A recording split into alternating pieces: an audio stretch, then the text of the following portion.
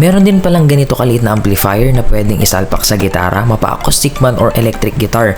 Nagulat ako nung nakita ko to sa TikTok shop kasi napakaliit lang niya. And guess what? Meron din pala itong Bluetooth na pwede mong i-connect sa iyong cellphone. Yung kulay blue na yan, umiilaw. Ito yung volume niya. Andito rin naman yung kanyang power, yung tone, nandito na rin. May overdrive din to mga kapatid.